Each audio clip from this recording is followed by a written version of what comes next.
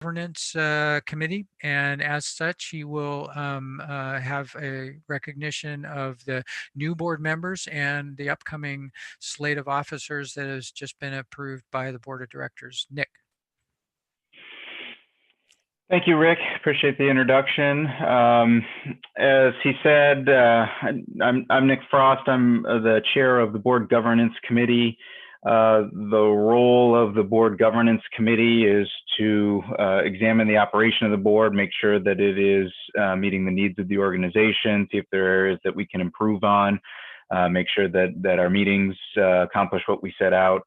And a primary goal is recruitment to the board. And this year we were lucky enough to get two great new additions to the board that have been approved and will be joining us beginning next year. So the first of those, Samantha Sorensen, is a tax senior with Moss Adams. She has been involved with Emerging Leaders, which is the sort of young professional affinity group for United Way, as well as a member of the Internal Operations Committee for almost a couple of years now. And we're very excited to have her be joining the board, as well as Sarah Maderi, who many of you probably know is the city manager. She's been involved with the city for over 2 decades. And when the prior manager, John Reese, resigned, she stepped in a temporary role, but to the delight of everybody, was appointed to the regular full city manager position. So we're very fortunate to have them join us on the board of directors and continue strong relationships both with Moss Adams and with the city of Eugene that are very valuable to our organization. In addition to approving new board members, generally board members serve 3-year terms and generally 2 terms of those. So we have several people wrapping up their first term and have been elected to a second term. That includes Steve Mokrahysky, Marianne McMurran, Chris Para, and Eric Richardson. So delighted that they will be joining us for another term. We also have approved the officers for the upcoming year, and our past chair, Dr. Rick Kincaid, will be switching off, but our new board chair will be Chris Para, recently of Bethel, superintendent. Chair-elect, so the role to becoming chair the following year will be Eric Richardson. As secretary, we have Jackie Hunjan, treasurer Scott Purcell, and then I also serve as a member at large on the executive committee in the role as the chair of the board governance committee. So we're real excited with the group of folks that we have. As ever, it's a strong group, and we continue to strive to keep the directors a good cross-section of our community, representing different interests and viewpoints. And we're very excited for the coming year and years to come. Unfortunately, one of the things that we have to do when we bring people on is say goodbye to some of our folks. And this year, we will be saying goodbye to 2 people who've had long involvement with United Way, and I'm sure will continue to be involved, but they will be wrapping up their terms on the board of directors, and that is Brad Smith from Moss Adams and Stephanie Jennings, formerly of the city, now out on her own doing consulting work. So I know we have some things to say about their contributions, and I will turn it over to Noreen to provide some recognition for their service. Thanks, Nick. I really appreciate it. Yeah, this is always really, this is a sort of a bit of a sad, bittersweet time to say goodbye to a couple board members who have had such great depth with our organization. And Brad Smith sent his apologies. He couldn't be with us tonight. He had a partner meeting that was called at the last minute and couldn't join us. But if you look at Brad has served in so many different roles on the United Way board. He served as our internal operations committee. Still, in fact, we are fortunate that he will continue to be engaged with us, even though he rolls off the board. He terms out this month.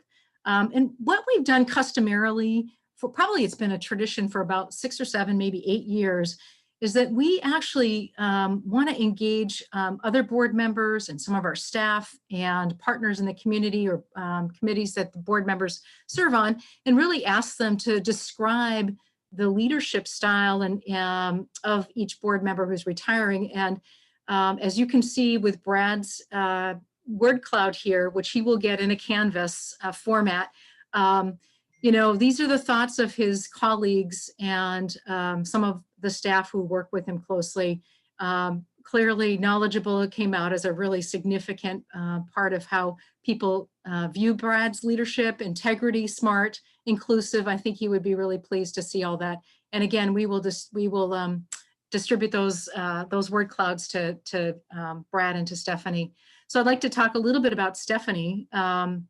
If we can, yeah. So I'm gonna miss both Stephanie and Brad. Stephanie has served in a variety of capacities. She has been incredible in terms of supporting our community investment work.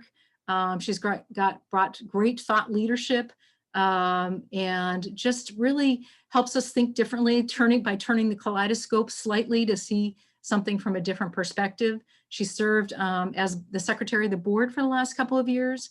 And in that board secretary role, she also has served on the executive committee. She is a partner that I know will continue to be with us in other capacities once her board term expires this month.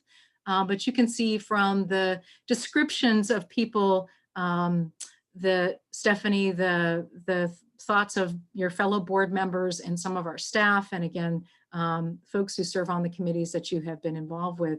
Compassionate and thoughtful being pretty significant. Strategic, inclusive. I'm hopeful that you will feel really good about the expressions and how you are seen and how you're thought about as you serve the United Way board. And I'm sorry, I always get choked up when we talk about when we go through this process, because it's pretty emotional. It's hard to say goodbye to folks who've really provided such great leadership on the board and helped us think through, you know, our direction and focus and had such great commitment. So I just would say to you, let's just give a warm welcome and warm support and congratulations to Brad and Stephanie for their leadership and their commitment to the community and United Way.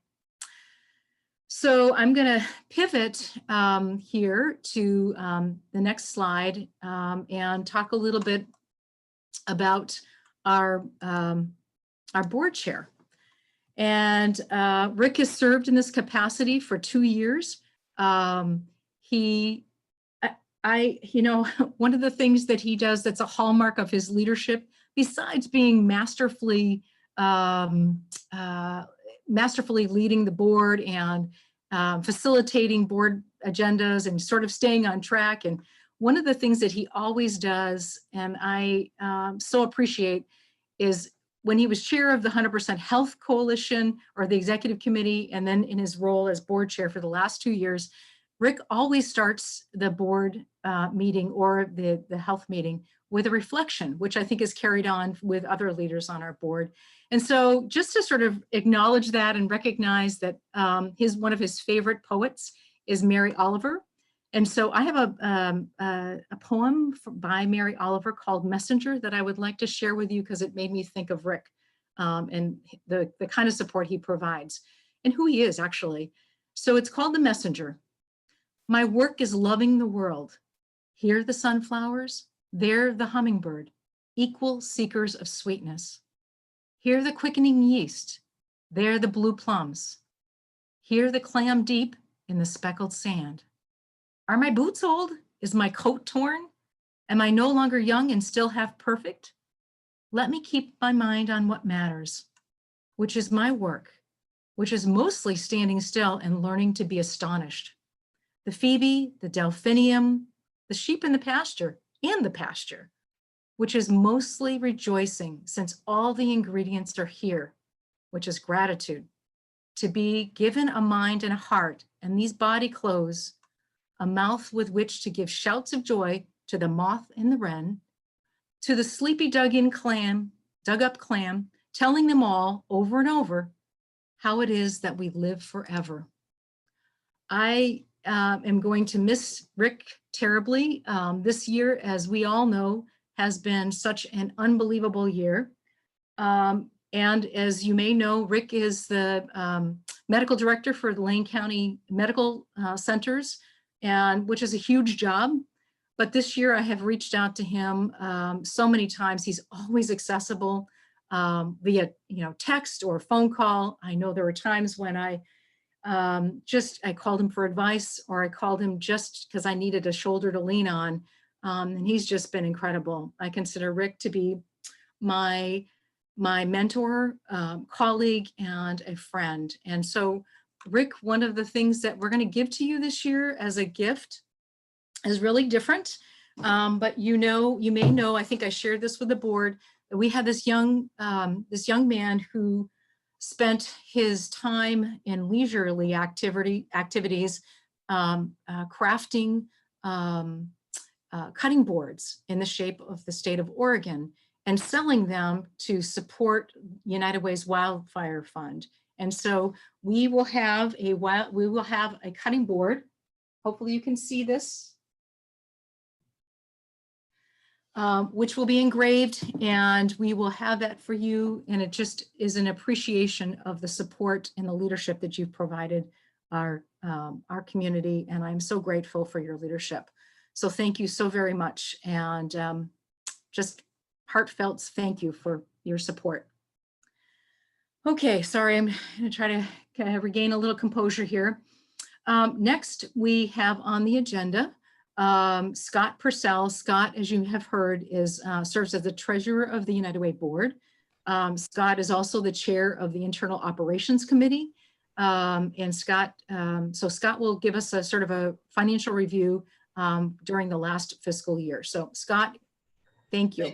Thanks so much, Noreen, and so grateful for the Internal Operations Committee. We're the early morning group. We typically meet at 7 o'clock on once a month on Tuesday morning. Our volunteer members of the IOC definitely have a strong give a darn bone and bring not only their passion and support of United Way, but their technical expertise. The IOC looks over the human resources aspects, the information technology, as well as the finance and accounting aspects of United Way of Lane County.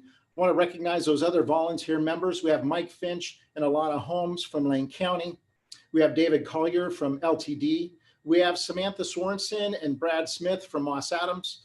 We have Sarah Subius with Watkinson, Laird, and Rubenstein, and Linda Thomas Bush from US Bank. So very well-rounded group. Not only do they participate with management in United Way's operations, but also with the audit team. Before I move on, a special shout out to Kathy McNutt, our CFO, and the amazing accounting team that she leads. When you think about how much change has occurred this year in the implementation of the COVID special fund, and then later in the year, the Wildfire Fund, this group did a tremendous job of implementing the how-to and all the mechanical parts and doing it with strong integrity and great accounting control. So hats off to them. Also want to let you know the board has approved the annual audit. That was done by Jones and Roth CPA firm.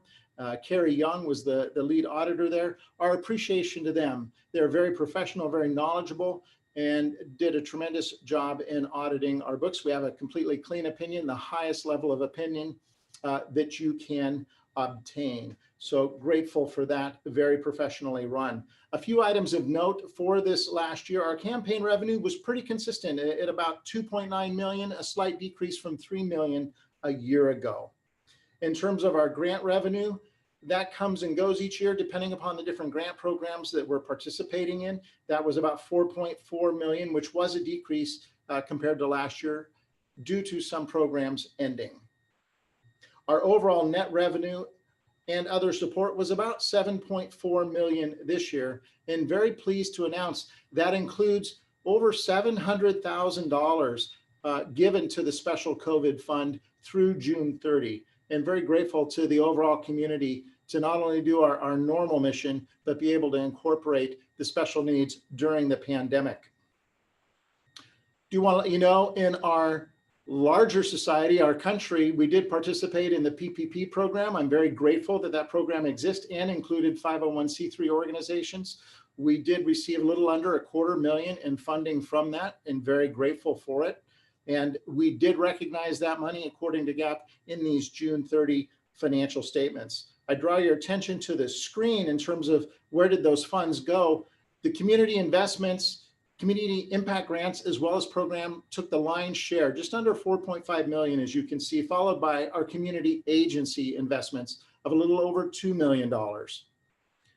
There are donor designated donations, which we process. You can see a little under $300,000 went to United Way, Lane County certified agencies, and a little over $600,000 went to other charities.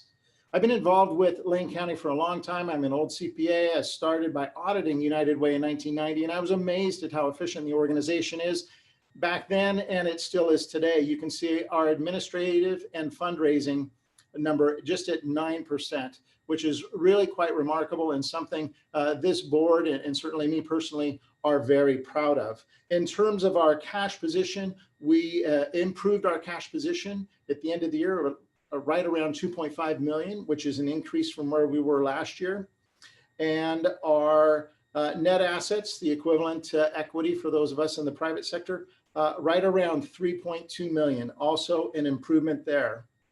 So we're in sound financial shape. Very proud of this team that moved very quickly, very nimbly, and with strong controls to accommodate all the amazing special things that did happen in our community this year. That concludes our treasurer's report. With that, Noreen, I'll turn it back over to you. Thanks, Scott. Thank you so much for your leadership and your support and your commitment in leading that committee and all the work that's involved with that. So we're going to transition to hear for the rest of the annual meeting, really to hear about all the work that's been accomplished this year. And because there's been so much that's happened in the last 9 months, we really wanted this to really include really an 18-month view, because there's just been, the work has been so significant.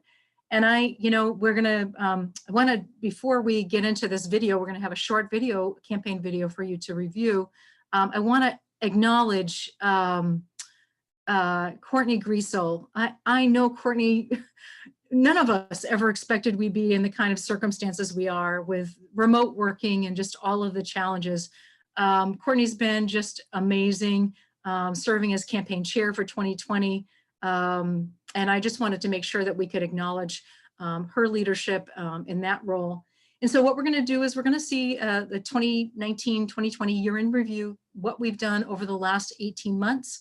And then after the video, our colleague, Holly Marcante, who's the Vice President of Community Impact, is going to share with you more detail about all the ways that United Way has been working and impacting the community. And I want to thank you all.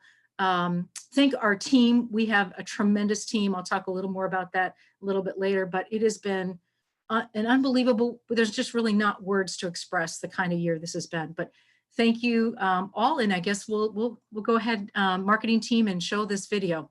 Thank you.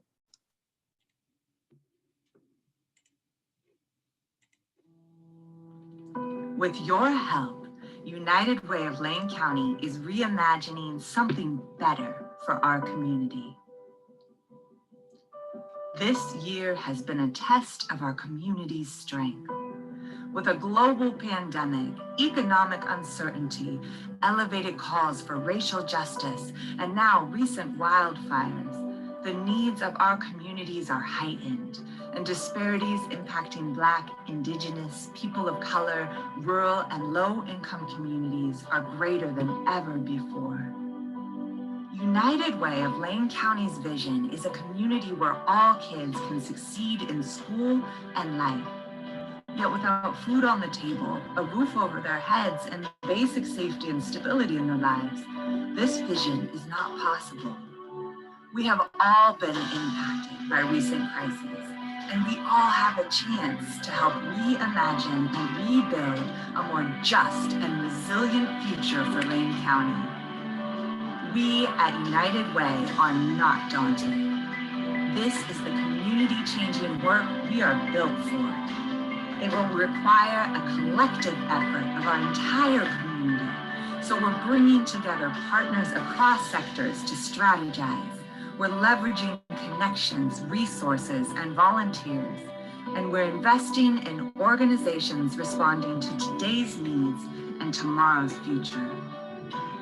Since March, United Way has raised and invested over $1.2 million for local organizations serving those most impacted by COVID-19 and the Holiday Farm fire, providing rent assistance and shelter, access to food, mental health support, childcare, and more. But our work is not possible without you. Just as United Way has pivoted quickly to respond to the pandemic, recent wildfires, and more, we need your help to continue investing in local efforts for family stability and children's success. Join us as we reimagine and rebuild more just, resilient communities where every child, individual, and family in Lane County can thrive. Give today.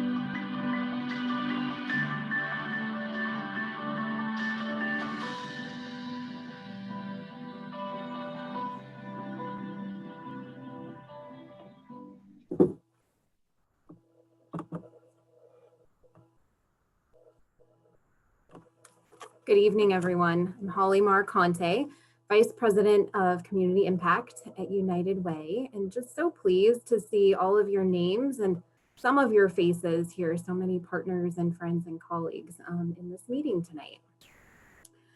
I think that, as others have mentioned, as we fortunately wrap up 2020 and reflect back on what this year has been, it's been turbulent and a roller coaster, and also a year as we reflect on the pandemic, the calls for addressing systemic racism, the wildfires, the distance learning and childcare, so many issues that our community has confronted this year. It's been a reminder, I think, to us at United Way that this is the work that we are built to do, the bringing partners together, looking at new ways of addressing community needs, new collaborations, really looking at community changing work is the work that, as the video mentioned, United Way, and specifically our United Way, was built for. It's the work that we do. I wanted to go off script for just a moment here. I know others have acknowledged staff and the team at United Way, but before I jump into the content and sharing out what the last 18 months have been like for us at United Way, I wanted to make really sure that I acknowledge our incredible team at United Way and say that none of these things I'm about to share would have been possible without this team and the dedication, the commitment, the expertise, the professionalism that each and every team member has displayed in spades over the last 18 months. I've tried to bring in some of the voices of our team. I won't be able to capture everyone, but again, we'll try to be calling that out as we go through these slides. And I think Noreen and others have mentioned that usually at an annual meeting, we'd be looking at the last fiscal year. So that would have been July 2019 to June 2020. But because the last year has been so unprecedented, we're really sharing with you what the last really 18 months of work have been at United Way and the ways that we've addressed the pandemic and the wildfires in the last several months as well. And I would be remiss if I didn't mention that in those last 18 months, because of your support and partnership and contributions, we've been able to invest millions of dollars into the community to address the pandemic, again, wildfires, and all the challenges that 2020 brought. And we know at United Way that for kids to be successful in school and life, which was, as you all know, the vision that we worked so hard to hone in on over the last several years and set goals around kids being ready for kindergarten, reading at grade level and being successful in elementary school, and youth being on a pathway to success, no matter what that may look like for them, and families being healthy and stable.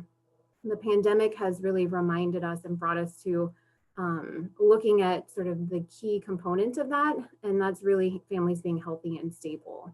And so this year, as you'll see, we've sort of doubled down on that work. And the next few slides will give you a bit of a snapshot of exactly what that has looked like and the impact that you've helped us make over the last year.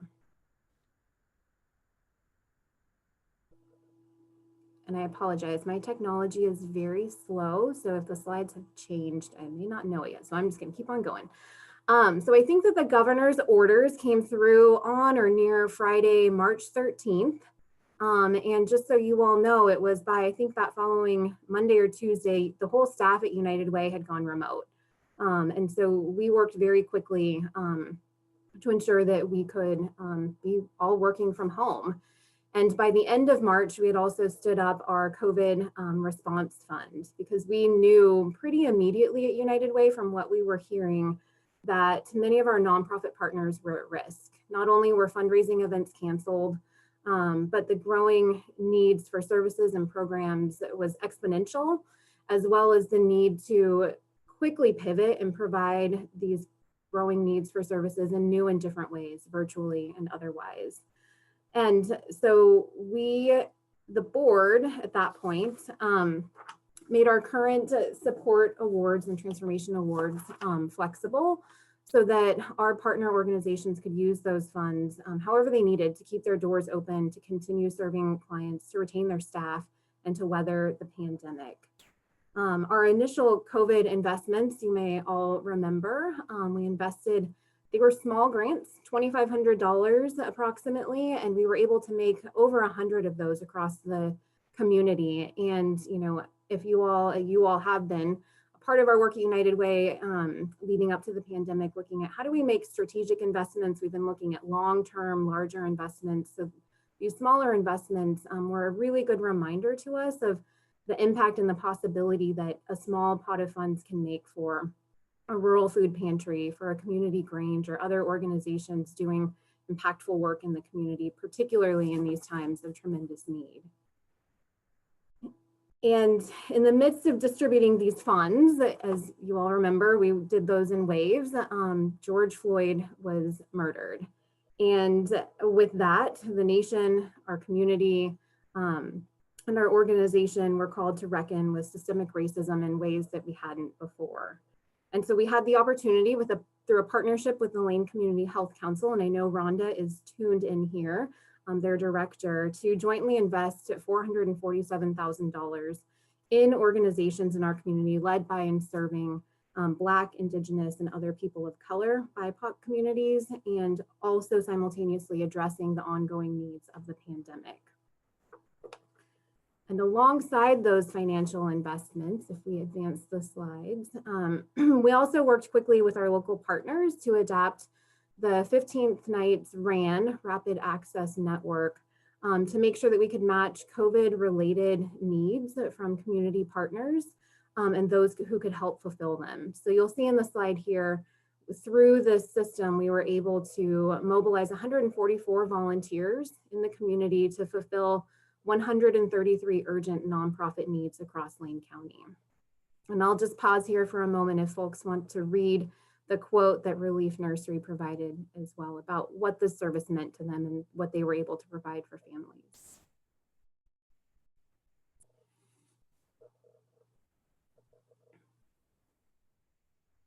I think let's go ahead and advance the slide. And so just as we were wrapping up the summer of 2020, we had concluded our COVID response fund allocations, just starting to turn our attention to childcare, distance learning. Then came Labor Day weekend and all that it brought with it, which was, as you all remember, the devastating wildfires, the Holiday Farm wildfire. And because we had flexed our muscles with COVID, our operations team was ready to stand up a wildfire response fund within hours. And I will say the donations and the community support flooded in, and they continue to come in today. There were winery fundraisers, weightlifting competitions, handmade cutting board sales, which, as you saw with the gift for Dr. Kincaid firsthand, that all kinds of benefit concerts and other acts of generosity and kindness that came in to support this work, and again, still continues to come in today. So we were able with these funds to make immediate on-the-ground investments, both in organizations in the McKenzie Valley, like the Education Foundation, Orchid Community Health, and others, as well as folks here in the urban areas who were working to support fire survivors as well too. The United Way board invested, it was just over $500,000 here, $549,000 in those immediate needs. And we have about as much, a little more, that are being held for long-term recovery, as well as communities understand what's needed and what this recovery will take over the next several years to come. One success I wanted to highlight here too is that both in the Wildfire Response Fund and the COVID Response Fund, the work of Corey Rodley, our Director of Equity and Engagement here at United Way, to really be thoughtful and intentional about who was on these funding panels, helping to make funding recommendations and ensuring that the people around the table were representative of the communities that we were reaching with the funds, that we had diverse voices and perspectives, expertise at those tables, making those recommendations for funding. Let's go on to the next slide. So we just wanted to spotlight one of the specific investments with the Wildfire Response Fund. And the most recent one is an investment the United Way board made in the winter relief stations along the McKenzie River. As we were heading into winter, it quickly became clear that investing in stations along the McKenzie River to ensure that folks have a safe place to go if there are landslides or mudslides or any other conditions that make it unsafe to leave communities, that there are areas to access services. And so we knew that these sites first needed to be cleaned of debris, swept, organized, made safe for residents to use as resource centers. And so as part of the broader wildfire investments, we were able to connect with the Northwest Youth Corps to take on this project of cleaning one of the centers. And so with a small grant from our Wildfire Response Fund and matching dollars from their supporters, the Northwest Youth Corps helped prepare the sites for those relief stations as well. So a really nice example, I think, of bringing partners together, identifying a specific community need, and bringing resources to make it happen. So all of this being said, the COVID response, the wildfire response over the last several months, as I mentioned earlier, we know that investing in healthy, stable families is imperative now, and it's going to be as we head into 2021, with a focus on recovering, rebuilding, reimagining what's possible for the community. And I wanted to share a quote from Senna Towner, who is our Director of Health and 100% Access, Live Healthy Lane, who has been deep in the process of the Community Health Needs Assessment and the development of the Community Health Improvement Plan that will be launched in January. And she shared this quote from the Community Health Needs Assessment from a participant in the community. It says, "Access to care is a low bar. We need care, support, resources that truly uplift and empower people." And I just share that because that's been a central quote that's come through in the health work, and a really highlights, I think, the focus of the Community Health Improvement Plan going forward, and really the focus of United Way going forward, really around uplifting and empowering people in this work. And so if we go to the next slide, I think as most everyone in this meeting knows, that United Way has served as the backbone support organization for our community's early learning hub for several years now. And as you see, it's where we invest a considerable amount of funds. It's about $1.2 million or more per year, invested in early learning programs across Lane County. This includes partners in programs such as the Family Resource Centers in local schools, in the Kids in Transition to School program, Preschool Promise, which provides high quality free preschool for 3 and 4-year-olds across Lane County, and things like Lane Kids, which is our parenting education partnership as well. And with elementary school success, which is our third outcome, we have been able to invest about just over $700,000 in this last year. And this is, I think, an important one to call out because this is really invested over the last 18 months. And a big chunk of those funds, we were able to pull together resources from the Tykeson Family Foundation, City of Eugene, and the City of Florence to invest in childcare. As Beth Jamie, our Director of Education, has often said, in the last several months in talking with families about distance learning, childcare, how families are getting back to work, back on their feet, part of the conversation or question has been, so how are you affording childcare? What's your budget for childcare?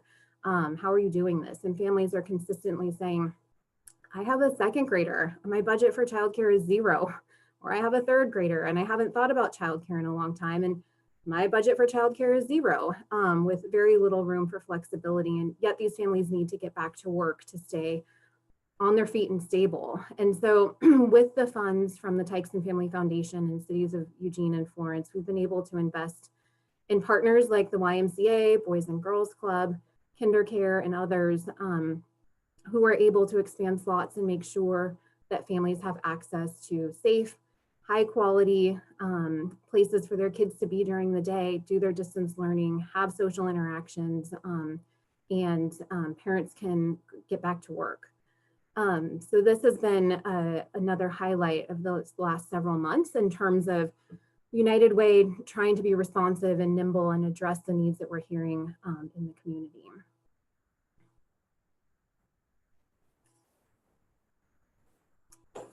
In our last section, oh, we have a video here. I'm glad, I wasn't sure we had time, but we have time to play a video that highlights the partnerships with our childcare providing organizations.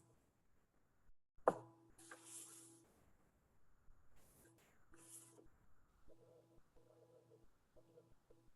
the kids are resilient. They're doing remarkably well. They've been able to adapt. They're finally getting into their groove a little bit and really starting to find success online, connecting to their teachers, and then also getting better about their peer interactions as well.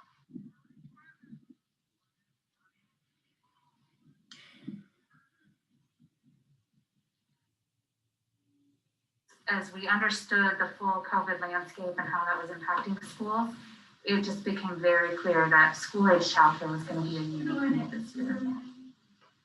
We all know Save Right to Childcare is always an issue for working people in this state because it's so very expensive. We needed to be able to get back to work, and childcare was not available, right? We recognized that if we were going to enable working people to get back to work, we were going to need to assist them with childcare. So going from 3-hour-a-day programs into 8 to 9-hour-a-day programs, the cost goes, it almost triples. And when families have budgets that they've already figured out for the year, it's hard for them to find that money when they're paying for rent and paying for food and paying for basic needs. So if you ask any family, regardless of station in life or financial stability, what's your childcare budget for your school-age children? They're going to tell you it's $0 because they don't need childcare for their school-age kids. These funds from United Way are making sure that kids that are vulnerable in our community are getting the help they need, from school support to being able to get physically active, remain active with their friends and in-person interactions, and really to help parents be able to get back to work. Because a lot of these families, without a safe place for their kids to go, they can't work, and that has huge implications for their ability to survive. So for our staff, this was uncharted territory for them, and so they've been tested and they've been pushed beyond some of their typical job duties to really meet these needs for kids so they can reach academic success. United Way continuing to do this work will allow more families to get support and more programs to operate and be successful. And ultimately, the root of all that is impacting kids in a positive way. I think we have a chance to continue to come together as a community to pool our resources and to really, lift the burden for working families and kids that are trying to continue to advance in their academic success. Thank you.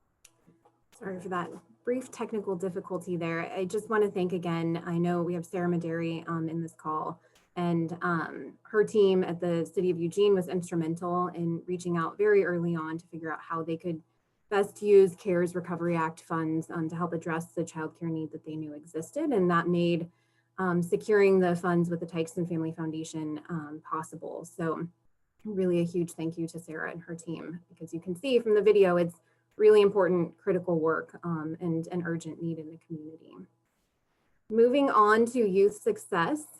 This is an area we've been able to invest over $300,000, primarily through our community investments, and include things such as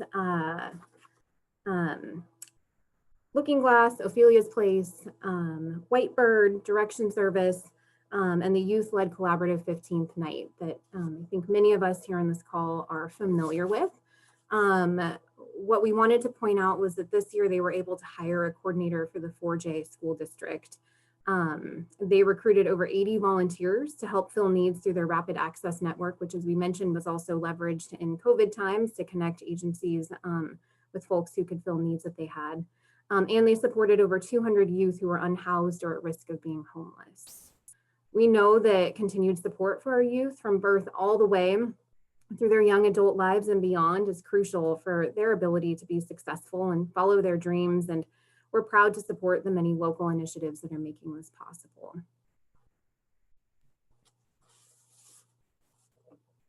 If we go to the next slide. This is a really important slide, one that I think I'm wrapping on here tonight, and it's really around volunteerism and engagement. And throughout all of our work, we infuse opportunities to volunteer, strategize, collaborate, because no one person or organization, as we all know, can do this comprehensive work alone. And though we haven't been able to gather in the same ways lately, we've still mobilized over 2,000 volunteers at United Way, from last fall's Day of Caring to building dental kits for kids' dental hygiene, to using technology to alert our new lane volunteer responders about urgent community needs. Colleagues in the human services field regularly attend our human service forums, which some of you may be a part of that group, to learn, connect, and collaborate. This was an especially valuable time to connect this spring, as all of our organizations that were struggling to adapt to the changes that COVID brought on, as we've talked about. And it was these monthly meetings where we were able to identify clear areas where we could support our nonprofit partners. Organizations could share resources and network, and offered much needed just companionship in the struggle to meet such dire community need. Each year, we also invite nonprofit partners to speak with legislators, and I know we do have a couple legislators in this call tonight as well, to speak about issues that affect them and the communities that we all serve as well. Last November, which feels like a decade ago, we hosted our second Collective Impact Symposium, which brought together thought leaders from across the country, really to Lane County, to inspire local leaders across sectors to build out local collective impact initiatives. And I know several folks were at that event as well. And on an almost weekly basis, we have local advocates and volunteers sharing their time, their experiences, their expertise with us at United Way as well, about really how we can better work together and make the greatest impact in Lane County. I wanted to sort of wrap my section as well to quote Jared Pruch, our Director of Community Impact. He shared, and I wanted to share with you all, for United Way and for so many of our partners, 2020 has been a year of adaptation. In the wise words of our friend Steve Patty with Dialogues in Action, adaptation is, quote, so a quote within a quote, not just coping, not just outlasting, not just creating a workaround, but becoming better fitted to thrive in a changing environment. And at United Way, we've taken this challenge seriously. How can our organization become better fitted to thrive in a changing and a changed environment? I think really is the question we've been grappling with and the work that we've been doing over the last year at United Way. So again, this has just been a very brief snapshot. I feel like we could talk about this all night long of what the work is that you've made possible over the last year, 18 months here at United Way. We're eager to share more, and we will be sharing more in a full annual report that will go out, a community impact report that will be released in early 2021. I wanted to also just fully end my session by thanking all of you. Again, all of the names I see here in the participants list, for your support and your partnership, not just in the last year, but I know that many of you, if not all of you, have been engaged in this work for the last many years, and we just appreciate your dedication and your support. And with that, I'd like to hand it back over to Noreen.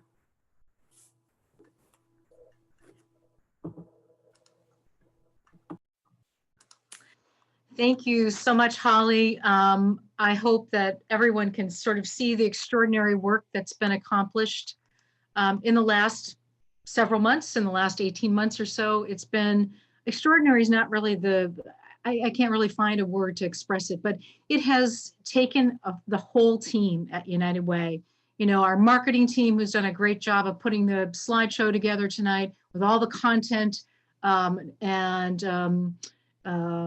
messaging and that kind of thing. You know, it takes the whole team. Impact has been hard at work in all the ways that were expressed in the presentation that Holly made.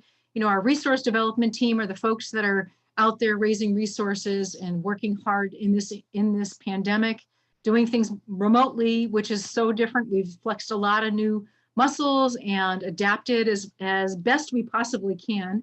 And again, you know, the operations team, you know, the foundation that keep things going, that process the resources, that, you know, make all those things happen. And here's a picture of most of our team. I know we probably can't do this, but I'm going to ask the marketing team, can you possibly show everybody's video, and all of those who are on the United Way staff team, just wave their hand if you would do that, if you can do that. I'm not sure if you can, but it would really be nice to be able to acknowledge all of the team members who are at the annual meeting today, if possible. I'm going to give it a second and see if that's possible. It might not be.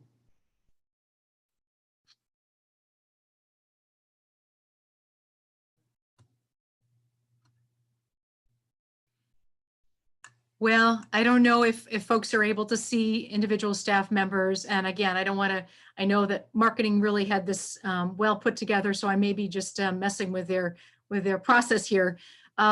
So this has been an incredible year, and I know we all have faced it. We all are better together.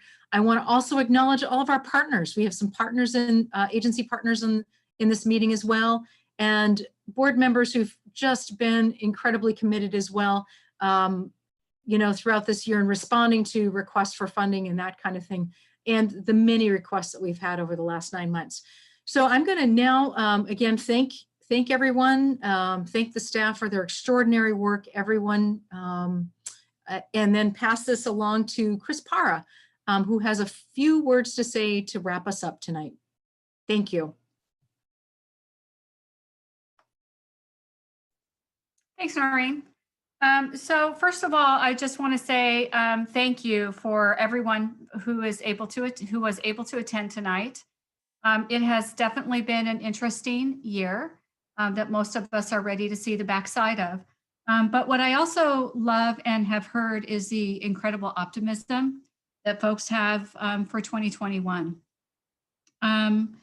With that optimism, I think also comes with it a very healthy dose of reality that we still have some work to do.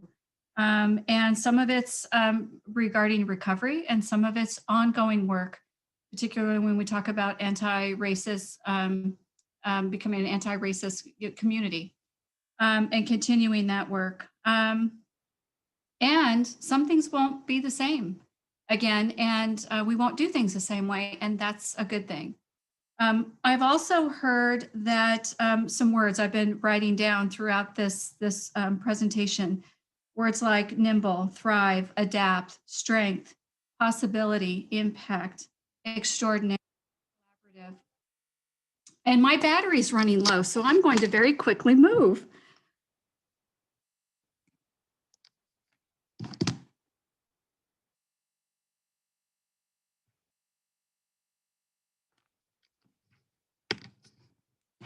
Okay, sorry for that.